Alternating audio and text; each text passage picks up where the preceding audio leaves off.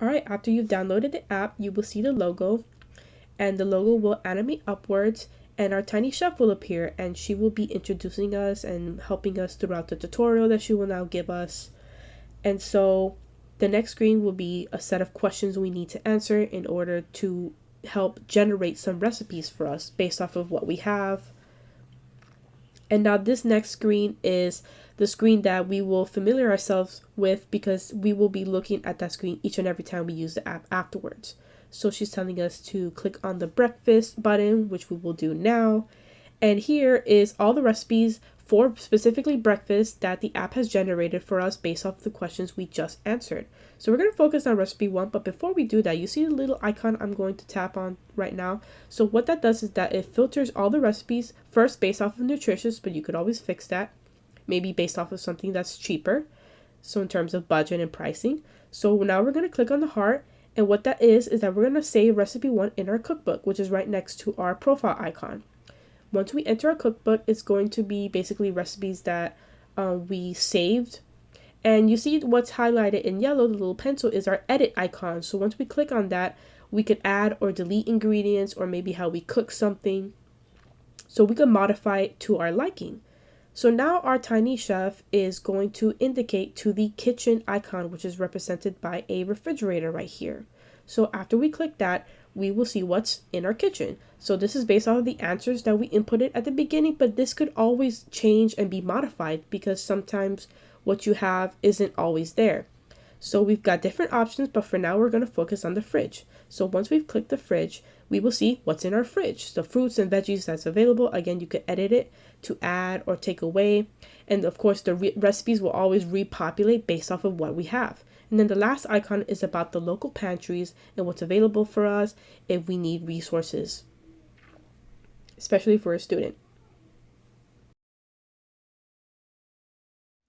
After you've downloaded the app, you will have the moon and the logo on top, which is Starstruck Lovers. It'll move upwards.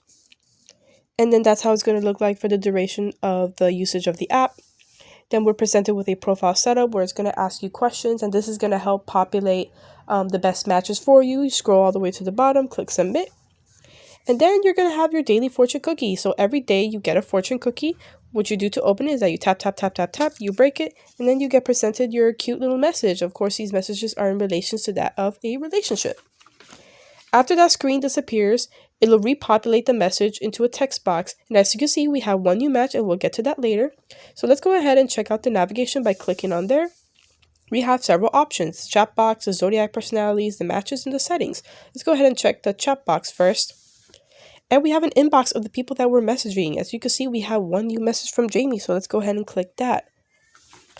So here it shows the messages we've been sending to Jamie. We see his picture more clearly and his name. And we have a new message, and we could type here and then send it by clicking that triangle. Let's check out another setting, the zodiac personalities. Let's go ahead and click there.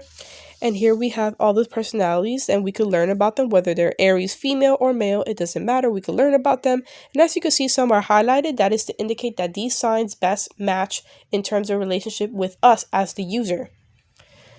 So let's go ahead and check out another setting, which is the matches. So remember earlier we had one match.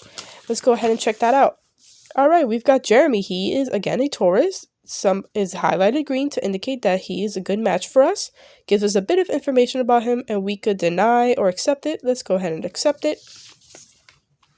Let's check out the settings. Let's click there, and then we have our settings, which we could enable. All of it is enabled, but we could choose to disable it. So maybe if we don't want the daily fortune cookie, we could choose to disable that. And as you can see in the top right corner, we've got a little smiley face right here. When we click on that, we're going to open up our profile. So we've got our own, how we choose to present ourselves with our picture, our name, our age, what's our sign, and what are some interests. So these are from the questions we answered earlier in the profile setup, and this is going to help match us to other people and vice versa. Thank you for listening.